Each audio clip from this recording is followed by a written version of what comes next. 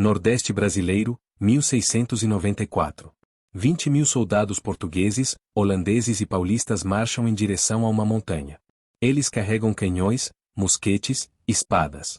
Representam o maior exército já reunido nas Américas até então. Seu objetivo? Destruir um lugar que não deveria existir. Do alto da Serra da Barriga, guerreiros negros observam a aproximação do inimigo. Eles defendem muito mais que suas vidas. Defendem uma ideia que aterroriza impérios, a liberdade total. Por quase 100 anos, aquele lugar foi o pesadelo de Portugal.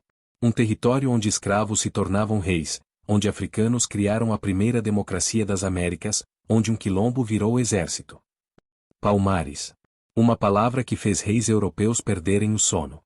Como escravos fugitivos construíram uma nação dentro do Brasil. Como resistiram a 67 anos de ataques. E por que essa República Negra quase mudou a história do mundo? Meu nome é João, bem-vindos ao Correntes Quebradas. Hoje vocês vão conhecer a guerra mais épica que o Brasil já viu.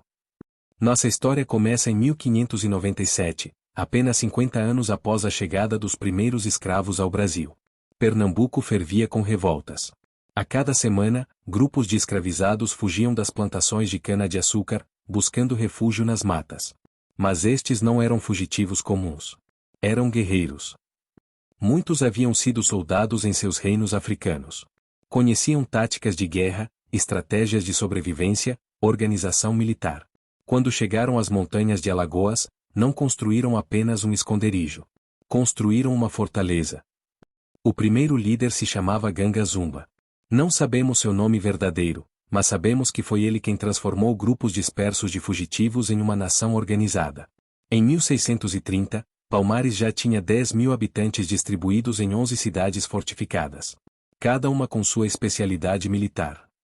Macaco, a capital, funcionava como quartel-general. Subupira era o centro de produção de armas. Ondalactuche treinava guerreiros. Amaro fabricava pólvora.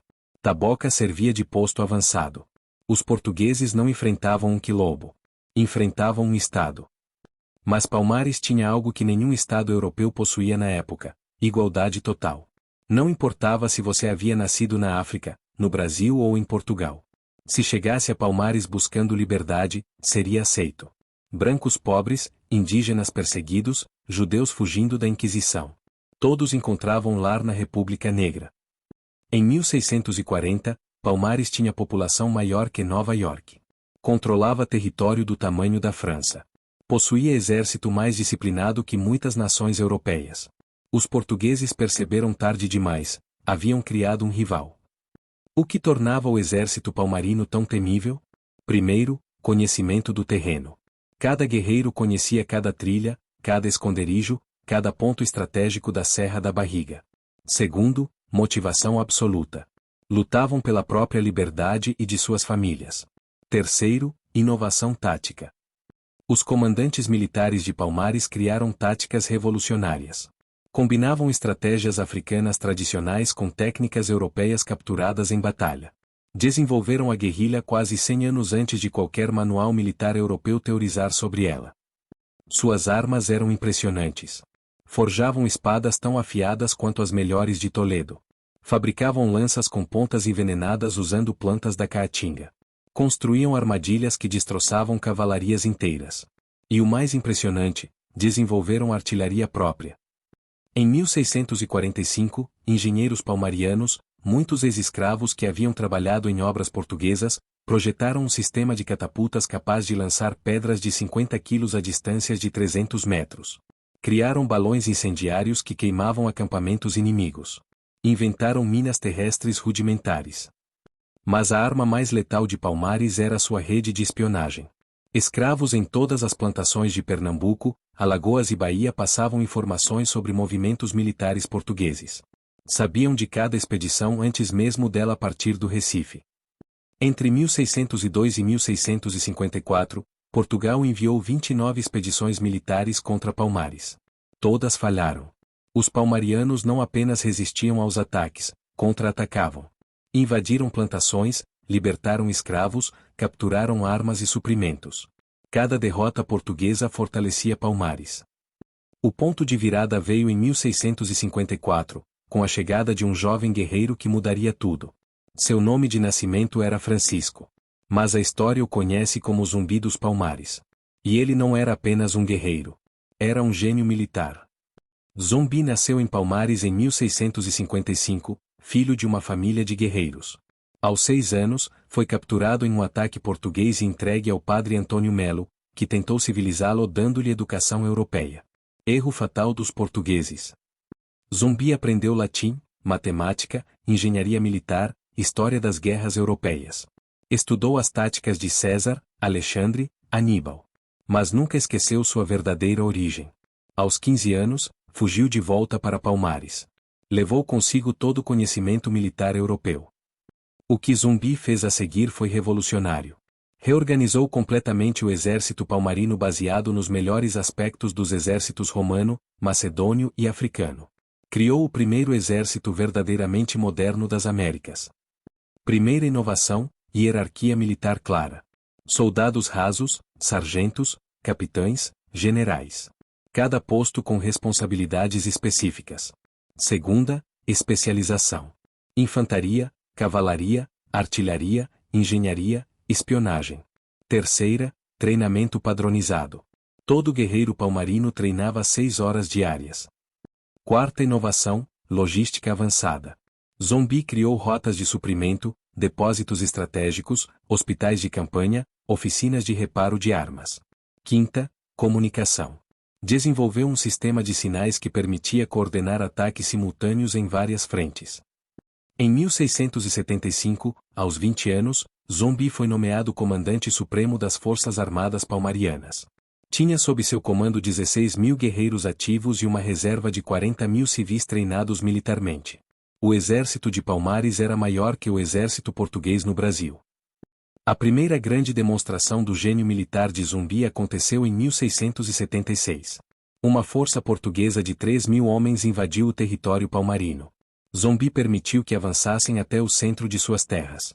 Então executou uma manobra que entrou para a história, o cerco reverso. Enquanto os portugueses pensavam que estavam cercando Macaco, Zumbi havia posicionado suas tropas para cercar os sitiadores.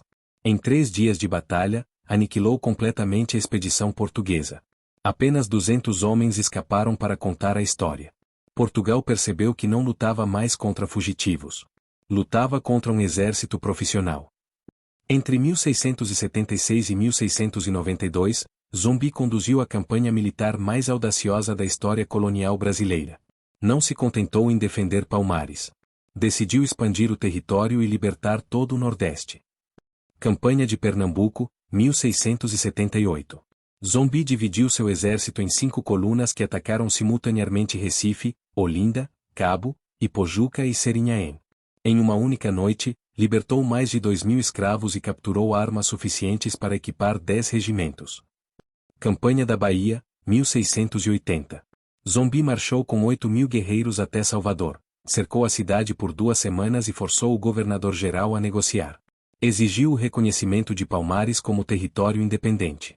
Portugal recusou, mas pela primeira vez tratou um quilombo como igual. Campanha do Sertão, 1683. A mais ousada de todas. Zumbi enviou expedições até o Rio São Francisco, criando uma rede de quilombos aliados. Seu plano era audacioso, unir todos os quilombos do Brasil em uma confederação militar. Em 1685, a Confederação Palmariana controlava território que ia de Alagoas até a Bahia, do litoral até o sertão de Pernambuco. População total, mais de 100.000 pessoas livres. Era o maior estado negro da história mundial. Portugal entrou em pânico. A Confederação Palmariana ameaçava toda a economia colonial. Se outros quilombos seguissem o exemplo de Zumbi, o sistema escravista entraria em colapso.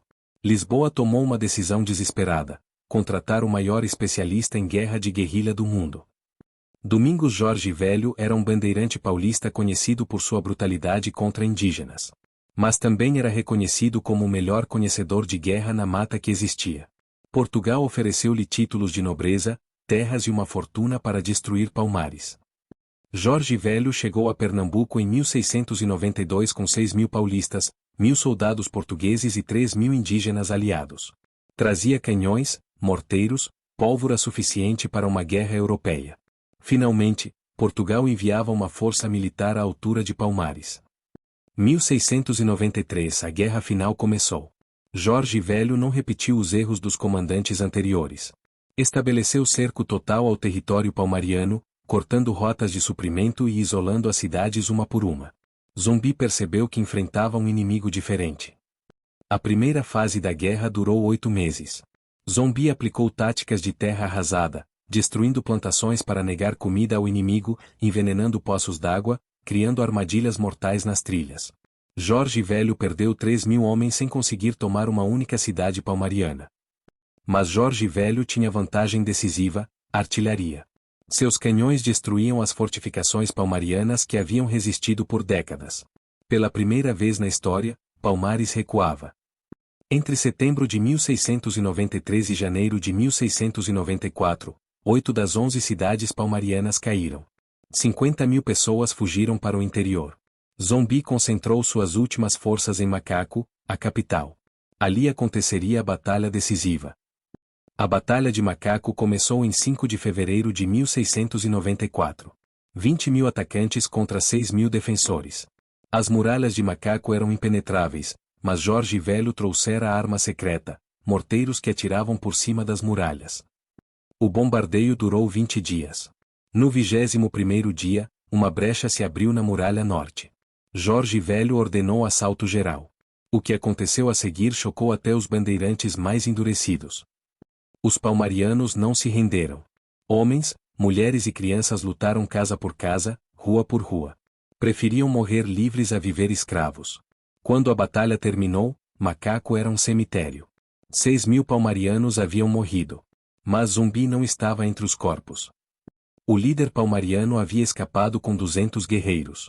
Durante 20 meses, continuou a resistência, atacando patrulhas portuguesas, libertando escravos, mantendo viva a chama de Palmares. Até que, em 20 de novembro de 1695, foi traído por um de seus próprios capitães. Zumbi morreu em combate, mas sua morte não trouxe paz para Portugal. A ideia de Palmares se espalhara por todo o Brasil. Quilombos surgiram em Minas Gerais, São Paulo, Bahia, Maranhão. Todos seguindo o modelo militar criado por Zumbi. O Quilombo do Ambrósio, em Minas Gerais, resistiu por 90 anos. O Quilombo de Frechal, no Maranhão, nunca foi derrotado. A República de Palmares havia criado algo que Portugal jamais conseguiu destruir: a certeza de que a liberdade era possível. Mas o legado militar de Palmares vai além dos quilombos. As táticas desenvolvidas por Zumbi influenciaram movimentos de independência em toda a América. Bolívar estudou as campanhas palmarianas. Washington aplicou técnicas de guerrilha aprendidas com ex-palmarianos. A Confederação Palmariana provou 3 coisas que mudaram a história. Primeira, que pessoas escravizadas podiam se organizar militarmente melhor que exércitos europeus. Segunda, que sociedades multirraciais podiam funcionar harmoniosamente. Terceira, que a liberdade, uma vez provada possível, se torna inevitável. Hoje, 330 anos após a morte de Zumbi, sua estratégia continua inspirando movimentos de libertação no mundo inteiro. Cada vez que um povo oprimido pega em armas pela liberdade, o espírito de Palmares renasce. Palmares não foi apenas um quilombo. Foi uma prova de conceito. A demonstração prática de que outro mundo é possível. Que sistemas de opressão, por mais poderosos que pareçam, podem ser derrotados quando pessoas decidem que liberdade não é negociável. Se você chegou até aqui, deixe nos comentários qual estratégia militar de Zumbi mais te impressionou. E se conhece outros exemplos de resistência organizada, compartilhe conosco. Inscreva-se, ative o sininho, porque temos muitas outras histórias épicas para contar. Porque quando um povo decide ser livre, nem impérios conseguem detê-lo. E a liberdade, uma vez conquistada, é eterna.